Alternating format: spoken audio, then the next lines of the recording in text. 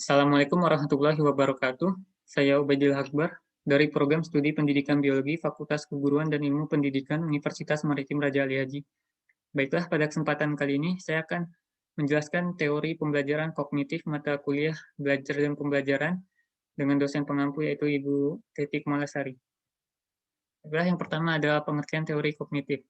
Teori kognitif adalah kegiatan untuk mengetahui sesuatu yang mencakup perolehan, pengorganisasian, dan pemakaian pengetahuan.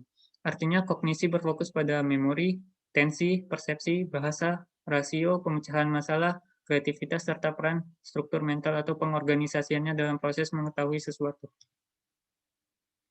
Selanjutnya ada tokoh teori kognitif. Yang pertama, tokoh perkembangan Piaget.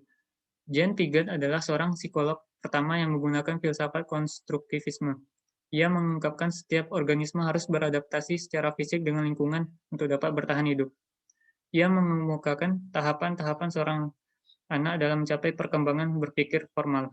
Tahapan tersebut adalah yang pertama, tahap sensori motor usia 0 hingga 2 tahun.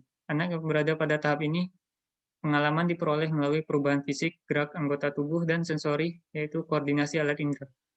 Yang kedua, tahap praoperasi, usia 2 hingga 6 tahun. Pada tahap ini, anak sudah bisa mengklasifikasikan sekelompok objek. Ketiga, tahap konkret, usia 6 hingga 12 tahun. Di tahap ini, anak telah memahami operasi logis dengan bantuan benda-benda konkret. Yang terakhir, tahap operasi formal, usia 12 tahun ke atas. Anak pada tahap ini sudah mampu mengadakan penalaran dengan menggunakan hal-hal abstrak. Yang kedua, teori Jerome Bruner. Dasar ide Jerome Bruner ialah pendapat dari Piaget yang menyatakan bahwa anak harus berperan aktif saat belajar di kelas. Untuk itu, Brunner memakai cara dengan apa yang disebutnya discovery learning, yaitu di mana murid mengorganisasi bahan yang dipelajari dengan suatu bentuk akhir. Yang ketiga, teori belajar bermakna. Menurut Ausubel, teori kognitif banyak memusatkan perhatiannya pada konsepsi bahwa perolehan dari retensi pengetahuan baru merupakan fungsi dari struktur kognitif yang telah dimiliki siswa.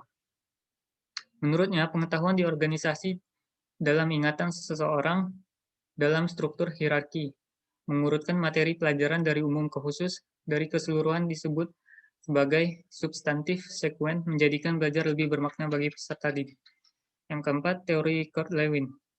Kurt Lewin mengembangkan suatu teori belajar kognitif field, di mana ia menaruh perhatian kepada kepribadian dan psikologi sosial. Menurut Lewin, belajar berlangsung sebagai akibat dari perubahan dalam struktur kognitif. Bagi Lewin, pemahaman atas perilaku seseorang senantiasa harus dikaitkan dengan konteks lingkungan di mana perilaku tertentu ditampilkan. Yang kelima, teori konstruktivisme sosial. Vygotsky berasumsi bahwa belajar bagi anak dilakukan dalam bentuk interaksi dengan lingkungan sosial maupun fisik.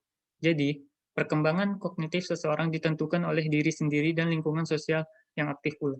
Dalam kegiatan pembelajaran, anak memperoleh kesempatan yang luas untuk mengembangkan potensinya melalui interaksi sosial.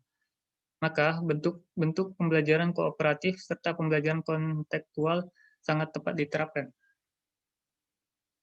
Selanjutnya, pengembangan kognitif siswa. Setelah bertahun-tahun mengobservasi anak semua umur, Piaget menyimpulkan bahwa perkembangan kognisi berlangsung dalam 4 tingkat. Keempat tingkat perkembangan kognitif pada anak adalah yang pertama, sensory motor stage. Itu usianya sejak lahir hingga 2 tahun. Anak sudah bisa melihat hubungan sederhana antara objek sejenis. Yang kedua, pre-operational stage, usia 2 hingga 7 tahun. Anak mulai memahami konsep yang lebih kompleks melalui pengalaman. Yang ketiga, concrete operation stage, usia 7 hingga 11 tahun. Pada tahap ini, anak mulai memanipulasi data dalam proses pemecahan masalah karena sudah memiliki pengalaman sebelumnya. Namun di sini anak belum bisa berpikir secara abstrak. Yang keempat, formal operation stage, usia 11 tahun hingga dewasa.